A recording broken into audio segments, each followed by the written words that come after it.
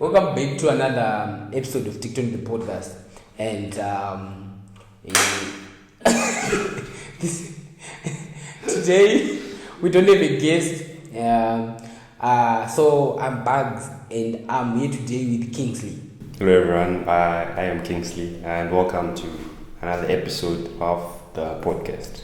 So I really wish this was another episode where we're not talking about Starlink. But anyway, Starlink keeps on popping up into our discussions. So just to catch up for those who didn't know what was really transpiring, like prior Starlink coming to Zimbabwe, people were actually going outside of Zimbabwe. No, not people. You guys are actually. So we know you. Yeah. So people were buying Starlinks in Zambia and then putting them on roaming. Yeah, there was Mozambique also. Exactly, and then using them in Zim. The other guys were getting it from Eswatini. So they were using roaming. But now, on one of our previous episodes, we actually shared a memo where Starlink actually issued a statement to these people saying you should either change the country or return the Starlink to the country where it was ordered from. There are reasons, of course, for all these memos. But now, the thing that happened is some people actually changed, but some people couldn't. Some people actually tried to change it later, but the way issues that started happening. I remember this other guy who was complaining that the whole capacity, the capacity in Harare was affecting the person, so he couldn't change like to Zimbabwe, and now Starlink issued another memo now, and it's actually cutting out people who are on roaming. In simple terms, ukuthi vanhu vangashandisa roaming havasisiri kuishandisa and Starlink haisisiri kushanda. This brings me to one thing that one of my friends actually mentioned, saying the whole Starlink thing. He believed that the whole Starlink thing was a hoax. It was just marketing done really good. I don't know, what do you think with this whole what we've seen from when Starlink came to Zimbabwe up to now? What's your take on that? So I think you say that it's marketing that was done really good. I do not subscribe to that idea. I actually do not believe it. Okay. What I think is that we were people who were desperate. We were desperate for solutions, and Starlink was a good solution for us. I think if it was any other company that came with the same solution, it would also receive the same hype. We were a population that had been subjugated for a very long time by our ISPs, the internet service providers. So as soon as we got something that was better, because look at the product offerings, look at Starlink's $50 package, and what Zoe is offering, what Econet is offering, what every other person is offering. Also factor in availability, because we all have had issues where you want to access those services, but they tell you that you need to buy a very expensive kit on top of a very expensive subscription. So I do not think this was they didn't even market Starlink to begin with. Starlink was socially marketed by the people. It was just word of mouth. Don't you think that was part of marketing? Remember, these guys, the owner of this whole thing owns Twitter. So I think it's easy to trick an algorithm to push an agenda if they want. Here's the thing. I believe that. So probably this would apply to maybe something like shoes or anything. If people were overhyped about shoes, and I'll say no, they manipulated the algorithm. When it comes to Starlink, it's something that you actually need. We need internet access. We need internet connectivity, like fast, reliable internet. That's something that we need. It's something that obviously there's the Maslow's hierarchy of needs and everything, and obviously it's debatable where you can put Wi-Fi. But I think internet is that important. It's very important, especially in the modern day. So on their part, they didn't really need to do any serious kind of marketing for this thing to catch fire. Because, dude, do you know the number of people who had Starlink on roaming when it was expensive? Yeah, so apparently we had 5,000 people, around 5,000 people, Zimbabweans who were on roaming. Exactly. Yeah. So that's a very high number where you're saying that Starlink marketed and they manipulated people. And no, it wasn't. I don't believe it was. In a part, I agree with the person. Okay, let me try to paint the picture for you. Right? There was okay. Let me start by the standard package of Starlink in Harare has increased the price. You know that, right? So it was 350. Now I think it's 380 something. The standard package. The main package, the price is the same right now. For the kids, you mean the kids? Yeah. So check now. That's one thing. The second thing, these people who are on roaming, they want to change from like whatever country, was it Mozambique, back to Zimbabwe, right? But they, as of now, I heard it's with the home capacity thing, Harare is full. So if you are using your Starlink in Harare, you can't. If you're using your Starlink in Harare, you can't change. You get what I'm saying? But if you go to the authorized resellers, your Aura, your tier ones, and I think IMC is back in the game. We'll talk about that anyway. So if you go to those guys, they will tell you, we got the capacity. You know that, right? That's what they're saying. So it's more like they marketed the product. Now you are in a certain kerfuffle that you need to get yourself out of. Certain.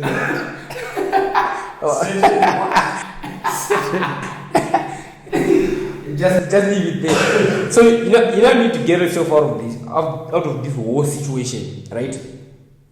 You have to go to Aura, the authorized resale. You have to go to tier 1. Apparently, Aura is charging 150 for changing of location, for changing of countries, and they are actually explaining the whole thing, saying, remember this product was smuggled in Zimbabwe. So in actual sense, it was a crime bringing it to Zimbabwe. So I would say that in Starlink's defense, right, they did give people ample time to do these things. Yeah. But also I understand with the thing with technological companies and everything is that they might say, obviously we're giving you 60 days leeway to do this. And then when you have that 60 days, right, you want to convert your Starlink kit that was initially on roaming for it to be in Harare, right? But then what then happens is when you try to actually do this, maybe the systems are down, maybe you keep getting errors.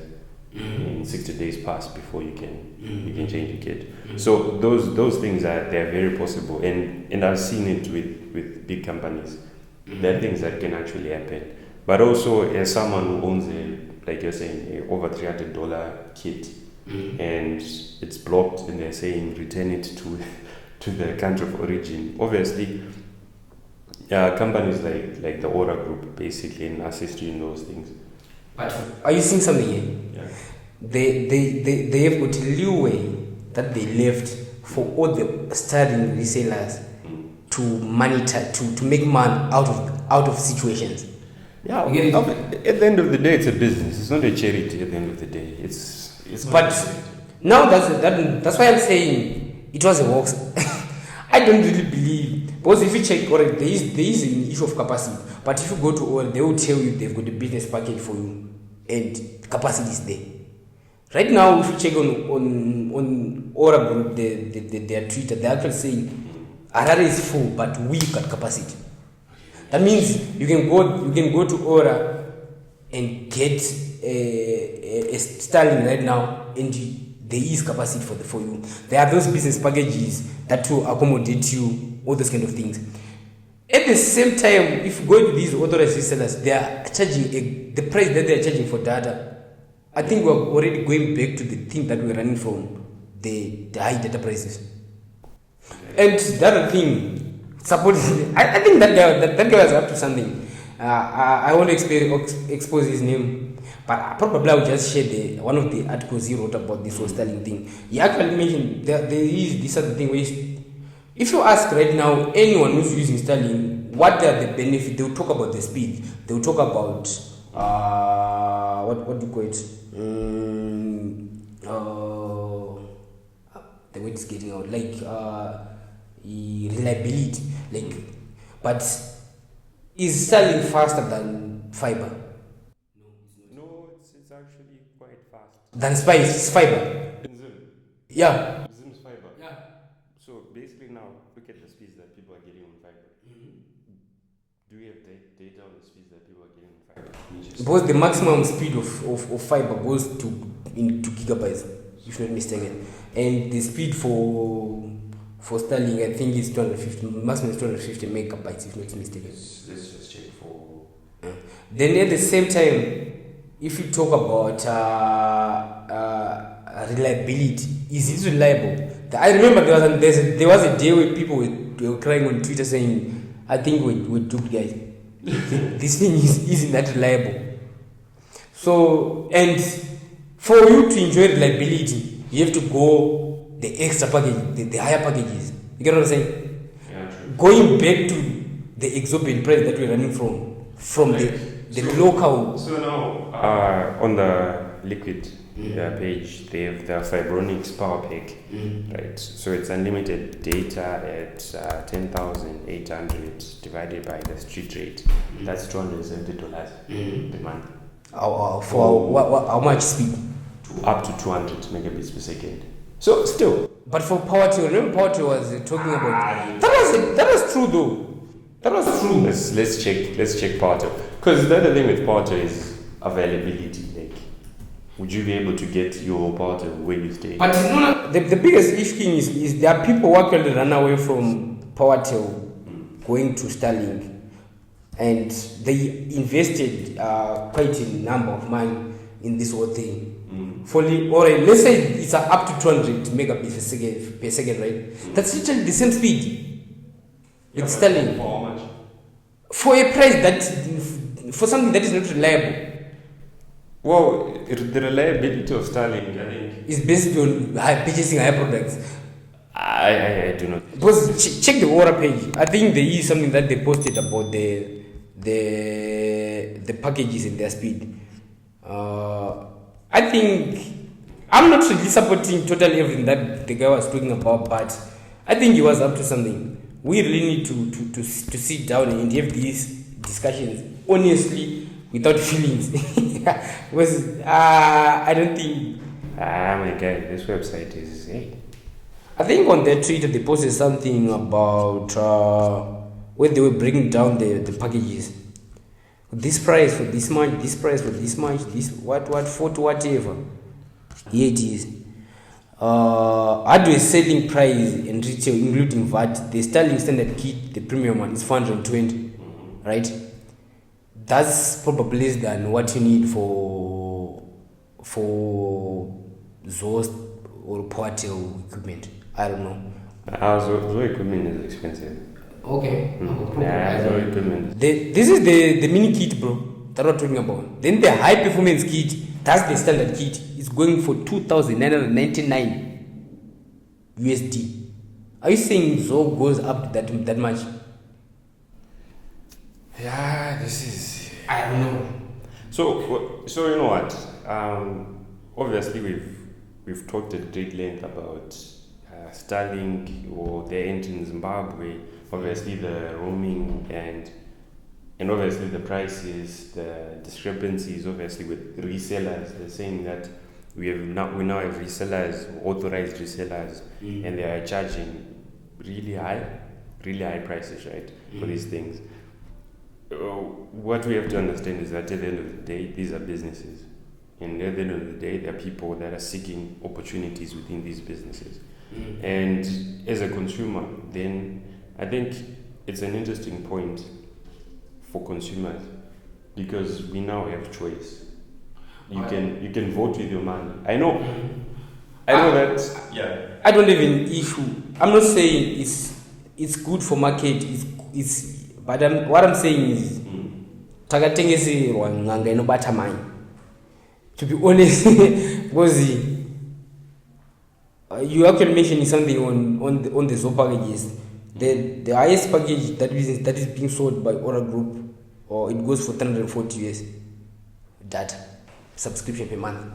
Yeah, but so here's the thing. I would say that this is not a true reflection of the prices that actual Starlink is.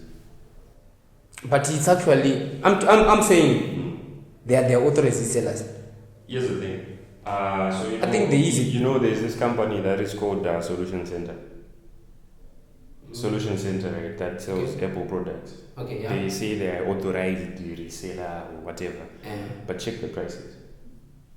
So it's actually cheaper to purchase your iPhone from outside the country and bring it in the country. But do you see the difference between these two issues? It's literally the same scenario, but where now with the Starlink in Harare you can buy Starlink right now because of capacity issues. But if you go to the authorized reseller, there is capacity. So it was for that solution center thing that you're talking about. They will say you can buy an iPhone product you can buy an iPhone product outside of Zimbabwe, but there's no space for it to issue in Zimbabwe. When it comes to the capacity issue, they did issue a press statement saying that they're increasing capacity. So I guess we just have to wait. If you cannot wait, then you can go with Aura Group. That is if you really want to use Starlink. Yeah. But if you can wait for capacity to increase and basically just purchase your Starlink using the more affordable route. Because to me, this doesn't make sense. You're an authorized reseller, but you're putting insane markups on these things, and it doesn't make sense. Because at the end of the day, you remember that Starlink is not the sole individual player in this data market, right? Other players will adjust, other players will catch up. So basically, you might have that authorized reseller license, but if you charge exorbitantly, again, remember Zimbabwe is very price sensitive. People are price sensitive. People will run away. You have your license, you be a reseller, but no one will. Because I know now most organizations, they use Zo for the same reliability issues that you're talking about. Starlink doesn't have those things. And people will not trust you very much, saying that no, this is a high performance private ticket. This is, at the end of the day, it's satellite. Then Zo brings a fiber cable to your company, to your premises, and you're connected, you're basically plugged in. So at the end of the day, it's a matter where these players have to balance. You have to, because obviously these things are targeted at businesses, right? So businesses have to really consider what will benefit them, and they'll take that option. You won't really necessarily have to go with Starlink, right? That's why, remember when we had that discussion where people were saying that Starlink is killing people and everything, but then now that we have Starlink, now that Starlink is actually operating in Zim, you realize that, well, no, not really. ISPs are not going to die because right now, personally, I have a data bundle that is on my phone, and I have Wi-Fi at home, I have Wi-Fi, at work, and all of those things. There is no place that I'm interfacing with Starlink. So and the people were asking why does Starlink give a I was about to guess anyway. Why is Starlink banning people from roaming? I think there are quite a number of reasons. The first reason being that Starlink actually, I think the main thing is is provide low latency internet for people within a particular region, right? For example, for people in Zimbabwe, and if someone is roaming in South Africa, it's actually using our Zimbabwean space. So it affects that capacity issue. So what I'm talking about is there were 5,000 Zimbabweans who were accessing Starlink using other countries' space, for example, Mozambique, all those things. So, and then at the same time, there's an issue of regulations. If you remember, like Starlink, like the government actually delayed Starlink coming to Zimbabwe because they were trying to deal with the regulations issues. And so the regulations for Starlink to operate in Zimbabwe and probably operate in South Africa. I think South Africa right now doesn't have Starlink, right? Yeah, I think they're working on. Yeah. So using Starlink in Zimbabwe, in America, in Mozambique, they might differ. So there will be some sort of breaches between those regulations. So they're trying to avoid the whole situation where people will breach another country's regulations. I think those are the main two reasons for that. Can you move to the next thing? It's Starlink related. It's Starlink related again. No, we'll be quick with this one. So remember IMC Communications, a company in Zimbabwe. I'm not listening. Yeah. There's that moment you think he's dead, then he just wakes up. This is IMC for you. So IMC Communications is back. They're saying, according to an article in Newsday, the Postal and Telecommunications Regulatory Authority of Zimbabwe, that's POTRAZ, is awarded IMC Communications an internet service provider license. So they're saying that this is marking a significant milestone in the firm's bid to partner with Starlink. So we're still waiting for them. So I do not know why. So you're saying without Starlink, these organizations would have nothing to do. So you're saying the Aura group, they just waited for Starlink to come so that they could be something. So basically, this is what's getting them in the limelight. Yeah. If it wasn't for Starlink, I didn't even know that this company existed. I think that's literally what. Exactly. And you have your IMC Communications. Like, why do you want your sole purpose as an organization to be reselling Starlink kits? It doesn't make sense to me, but anyways, that's what's coming. At least one is doing it, but they've got another business. As much as we dissed one and said what we said, but I think it's a company that is something that is servicing a market and doing something. I don't know how long that will last, but they're doing something. Their sole business, their sole purpose for existence is not reselling someone else's product. Because at the end of the day, like you said, you talked about this at length, saying that why does the Aura group have, like, on the website they're saying capacities, we've reached capacity, but then these guys are saying no, we have capacity. So I'm thinking maybe it's a structure where they have a deal saying that for 1,000 kids, you will have capacity, will allow you to have capacity as long as, but like at the end of the day, once the official website announces that they have capacity, why do we need resellers? Why do we need you? Why do you exist? Come and explain, the Aura team. Explain to us, where are you getting the capacity? Why do you exist? Why do we need you? Because, my guy, we are creating a situation where there's a product and we're creating middlemen that are putting exorbitant prices. Because I think as far as international products go, purchasing the Starlink is one of those more affordable things because the shipping is only $20. It's only $20. So imagine if you're buying an iPhone from the States and they will charge you $20 for shipping. Imagine what the landscape would look like for everyone that is reselling and putting a markups of exorbitant markups. So you see the thing where, so I've always been of the opinion that businesses should provide value. Even the Aura group, I would believe that they would position themselves as, we install your Starlinks, we fix your Starlinks for you. If your Starlink has a problem, we'll, so that's actually offering value to the consumer rather than, this is more like arbitrage what they're doing. But anyways, it's a story for another day. Talking about resellers, I think I sort of like this product. Which product? The ZikiMall from CBZ. I sort of like this product. Why? So, okay. Why? Alright, wait. No. I'm coming to that. Why? So for those who don't know, like CBZ, I think there was ZikiCash. So they actually have a whole mall now, ZikiMall. So it's more like an e-commerce platform where companies sell their products. I think I've seen quite a number of companies from there, IVs, Baker Pack, what, Pro Day, Pro Brands. They're already there and they're selling their products. You ask me why I like this. I've been one of those guys who believed we can solve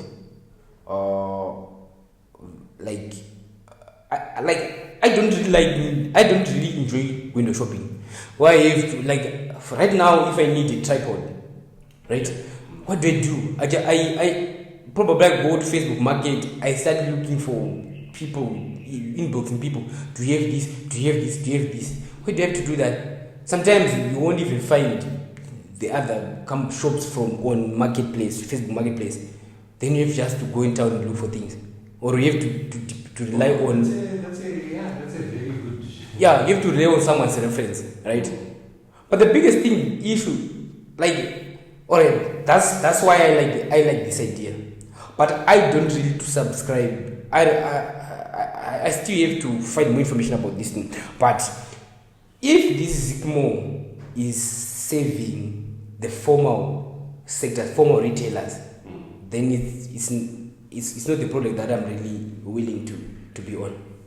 Because I really believe the number of products that people really need, not on a daily basis, but that they say probably once in 6 months that I'm looking for this thing, or probably once in a lifetime, they're not found in these retail shops.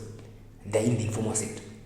So if this thing is not accommodating these informal sectors, then I don't think it's really the product that I really want. Because with ZikiMall now, I don't know, man.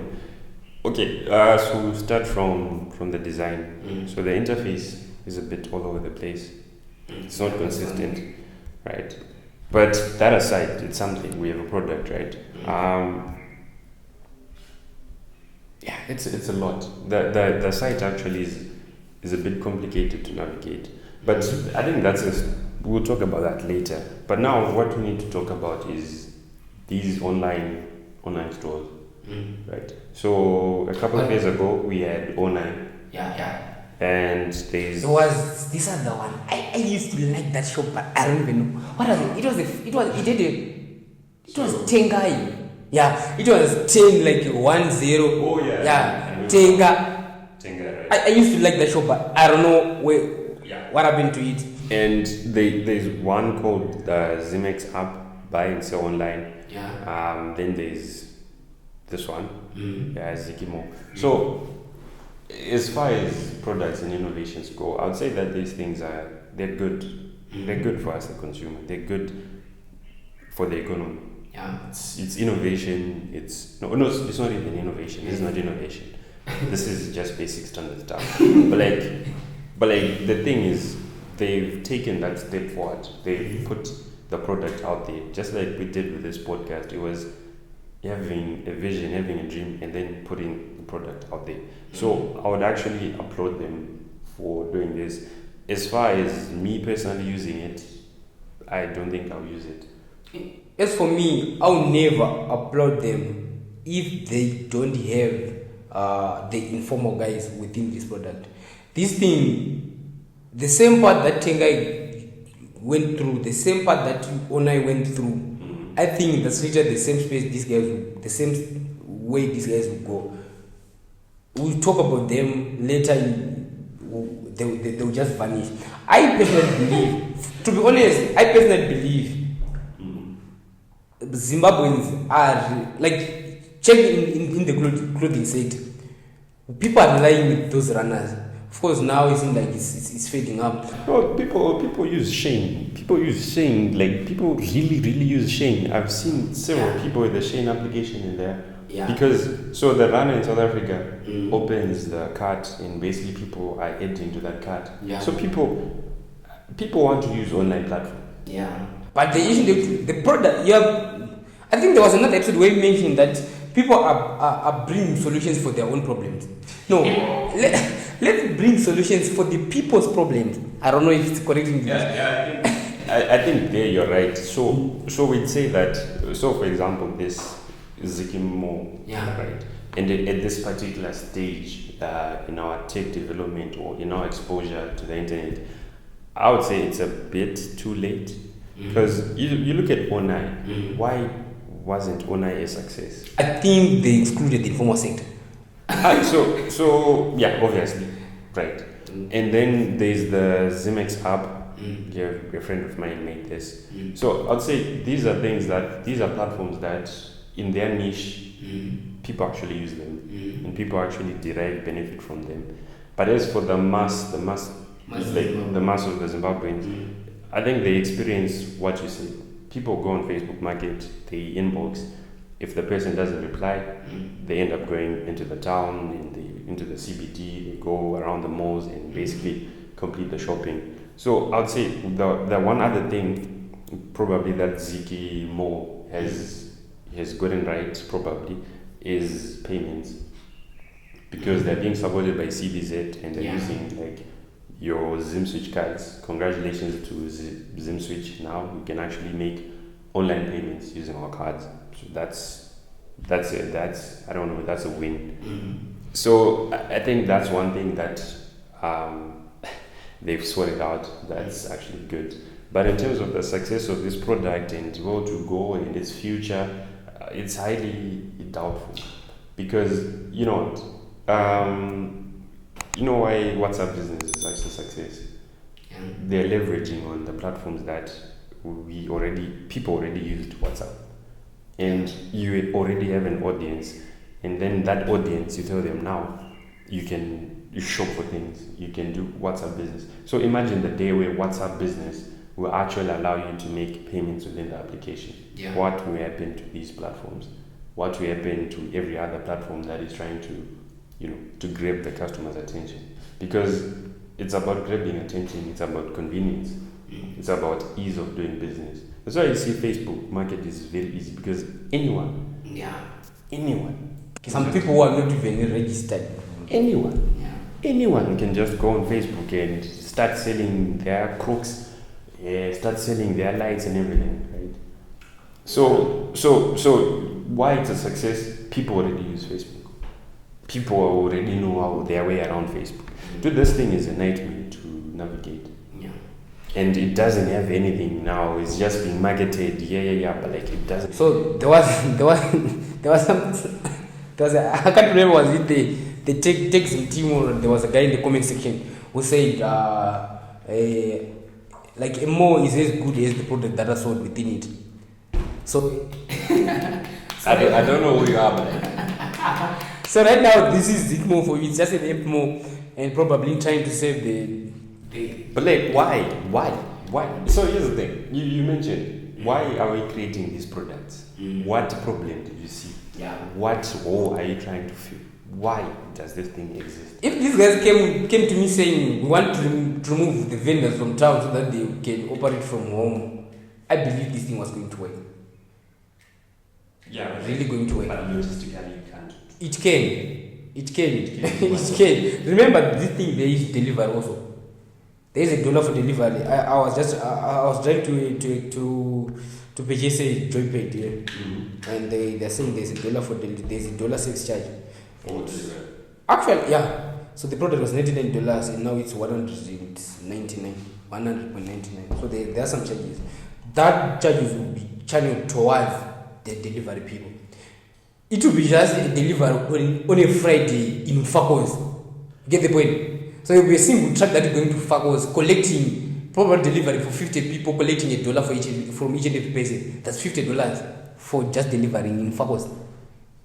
So you get what I'm saying? Yeah, true. So I think. So I was about to say some stuff, but then I remember. So without inclusion of the guys from the informal sector, ZikiMall is as good as Onai, is as good as Tengai. It's just as good as Tate. That's true. So you gotta do. If it means there are some bars that they're going to lower so that the informal sectors are going to be robbed into this thing, then they gotta do it. So even if the informal sector is involved, right? You as a consumer, what exactly drives you or gives you the incentive to say, I want to buy a light? Because right now, if you want to buy anything, right, you just search for it, that I'm looking for lights, right? There's this search engine optimization that other resellers have. So you basically see the websites, you see the thing, and you see an option to purchase, right? Yeah.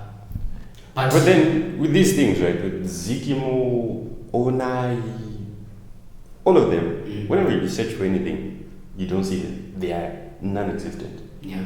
Right. So you don't even know that like someone is selling exactly the thing that you want, but when you search for it on Google, you don't find it. But then you have places like, you just know that, no, I can go on Facebook Market and I search for what I want. But the boring thing is, you go on Facebook Market, then you have to inbox people first. Wait. When you just go, if ZikiMall will be functioning as good as other platform that I've seen, you just go look for whatever light that you want. You find it. It will be there. So it's now up to you to choose the quality, which reseller at what price. Like I said, these things, they are good because they are priming the people's minds. You know. So your Shein, your Alibaba, Onai, the Zimex app, ZikiMall, like Tenga, like all of those guys, right? What they're doing is they're priming people's minds. They are getting people ready to know that no, you can actually buy things online and your things will come. So I think these guys, they are the forebearers, right? Obviously, that shouldn't be their work. It should be our work. You guys should finance us so that we deliver the message to the people. So they are forebearers, right? They are those products that start and solidify a foundation in the people that, you know what, you can buy online, it's safe, your things will be delivered, right? And then they're doing that. Once they're doing that, I believe that, I might be wrong, but I believe that it's creating a scenario where in the future, a number of years from now, these things will be successful. Online platforms, like local online platforms, will be successful. They will just be like Alibaba or any other online platform, and they'll be successful and they'll have mass adoption. But just right now, they're setting up a foundation. With the wrong approach. They need to change their approach. Otherwise, people will not hope into these things because they'll say, there was Shanghai, what happened to it? There was Onai, what happened to it? So it will be a list of dead products piling up. Like, who's still paying for Onai is hosting? My guy. This is crazy. Moving on. So, good news from NUST. I would say that's your NUST alumni. Yeah. So I couldn't just let this slide without talking about it. NUST posted that congratulations, I'm Slope, obviously, to two NUST students. It's Wellington Gombarume and Kudzaishe Buza.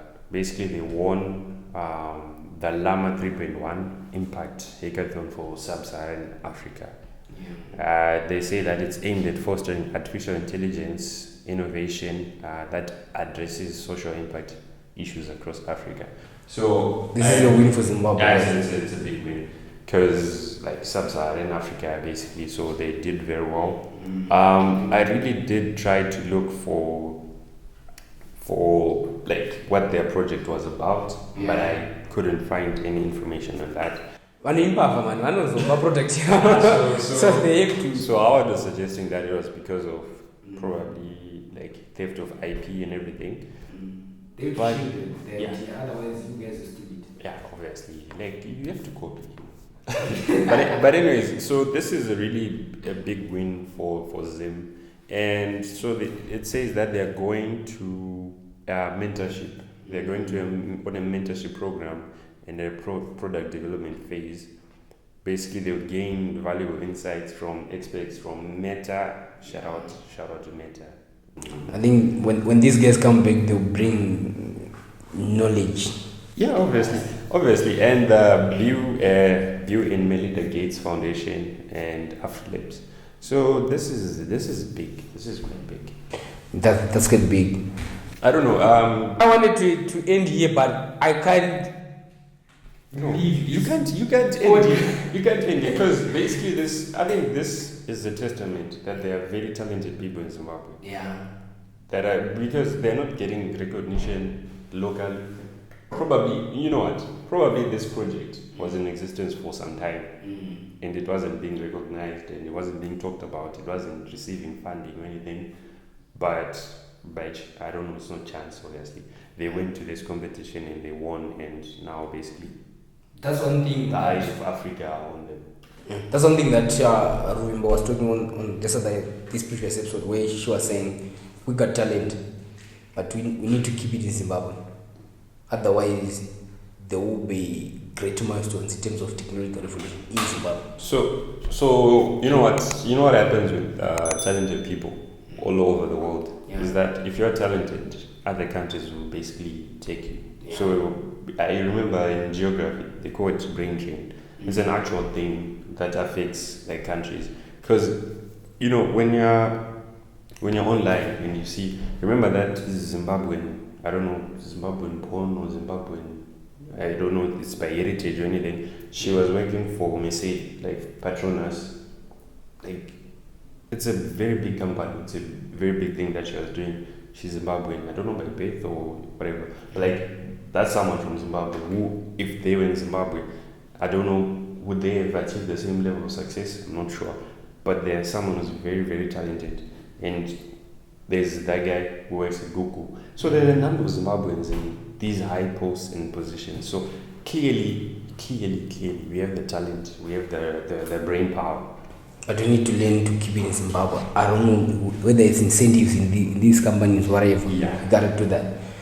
Because the amount of talent that we have, it's insane. Because there are Zimbabweans working at Apple, there are Zimbabweans working on Spotify, Zimbabweans working at Google, all over the place. Yeah. Some are in AWS, like everywhere. So we clearly have the talent. We clearly have like outliers who can actually, change our trajectory as a nation, particularly in the tech field. Because I believe that tech is one of those industries that can. That would change literally. On another good news, I don't know how far is it good. Maybe it's good or goodest. I don't know. Oh, it's good, not goodest. So I got two lessons in 2021. I even collected the disc. Yeah, so Zimbabweans know this issue where you go for your driver's license, you get the blue copy. You are living with the blue copy, you are driving around with the blue copy, you've been doing it for 2 years now. So it's more like you're driving with the license. With the receipt. So CVR, they now got a bot where you can actually order your disc and actually monitor the progress, see how far it is gone. But the one thing that I didn't like is when they say you choose your closest what to go and do your biometrics. It seems like they're just it's a booby trap. Because you just apply, then you go probably still wherever you go to lessons for biometrics. I think there is a trade there, but I think it's a good thing when people start thinking tech solutions for their problems. Yeah, because obviously in terms of backlog, this will move the backlog quite significantly. Yeah. Another thing that I like is that they're using post offices. Yeah, I think they're quite networked. Because the post office is really networked in Zimbabwe, so they're using post offices for collection. This is something that's interesting. So if you're one of those people who didn't receive their actual license and you have the receipt, you can do this. So the link is here or in the comments, whatever. So that you guys can actually. We're not paid to advertise, by the way. This is not an advert, actually. We're just I don't know. We're just giving you information of what's going on. The process is actually easy, and if you have your blue copy and a camera, you can actually complete this process. So I'll share progress on how that went. There was an outcry at this one. So there was a message that was received by quite a number of people, and people who use Innbucks. And they received a message from Chicken. So no, here's the thing. So I once had an accident a while ago, right? And when I went to my insurance company to claim, they told me that there's a fine print that says that if X happens and B is in place, basically we cannot cover you. Yeah. So you're the victim of X happening when B is in place. But there's this thing where there are terms and conditions that we never really read. Yeah. I am not saying that these things were in the terms and conditions, but I'm just saying that there are terms and conditions that we don't read. Yeah. Exactly. But I took an extra step to read the terms and conditions. There is no way it was specified that, because I think that should be on the privacy and data usage policy, something like that. Yeah. There was in no way it was mentioned that Innbucks will share your data with third parties. And unless we are saying Innbucks is actually just I don't know if I can say it's a brand within Simbisa. And when we're signing on Innbucks, we're signing for Simbisa. But that thing wasn't specified. So yeah, this is, I don't know, it's one of those things. So on the Google Play Store, or I think on the Apple App Store, it will be the same thing. So there's a section where it says data safety. Okay, I just went back. Why did I do that? So let me go to data safety. So safety starts with understanding how developers collect and share your data. Right?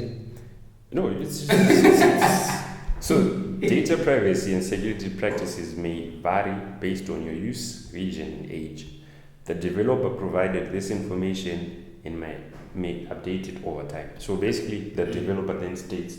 So when you develop applications, right, they ask you that, do you collect personal data? Do you collect? And once you collect that data, can the user delete that data? Is the user aware that you are collecting that data? All of those things. So that's collection. Exactly. Now it's reused the third party. The thing is, they say that no data shared. There is no data. Your data will not be shared with third parties. That's what it is. That's the thing. But they share. Will not be collected. You will not be collected. And then you can request your data to be deleted.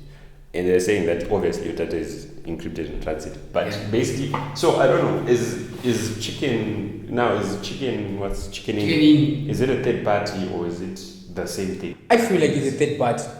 Yeah. I feel that means if I was signing on Innbucks, I wasn't signing for Simbisa.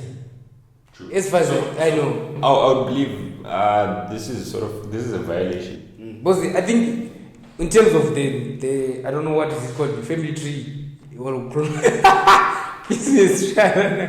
When you took chicken and Innbucks, I think they will meet at Simbisa level, I don't know.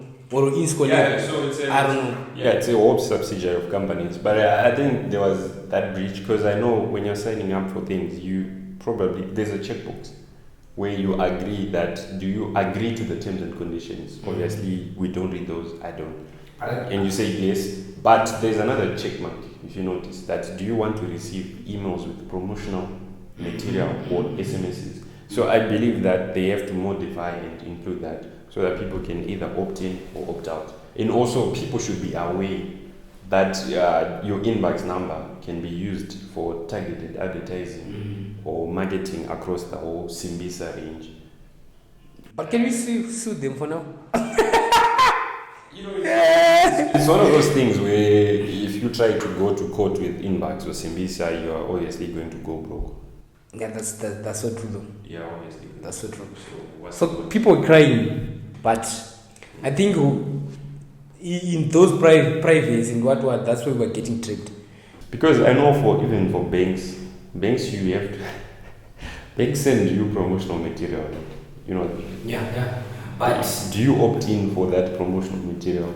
Because they but I think it makes sense without even opening the privacy that I said police, right? It makes sense if I sign up for Bank A mobile app, right?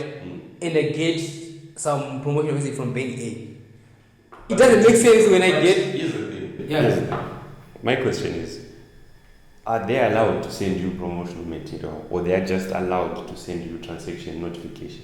Where is the line? Because did you consent when you opened an account? Do you consent to saying, no, when you have a new product, can you please tell me about that new product? Probably it's part from privacy that I said police. No, because we have to check that. I know Omar, I know AFC, I know a number of ZB even, a number of companies, a number of banks were sending their customers messages saying that you can use our Visa card to pay for your Starlink. Did we really consent to receiving these messages, or they're just coming because we're like? So where is it in the fine print? Something that we can look into. Need to check that. Something that we can look into. But anyways, thank you guys for tuning in. I know we really did talk a lot about Starlink, which took a chunk of this episode's time, but it was fun having you in the discussion. We look forward to hearing your thoughts in the comments.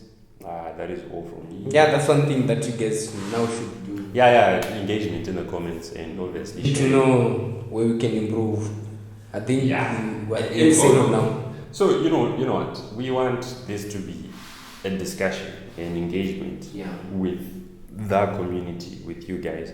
Basically, there's data collection policies, and a number of other things. We also want to know your thoughts. Obviously, I will leave this to Howard to end that episode.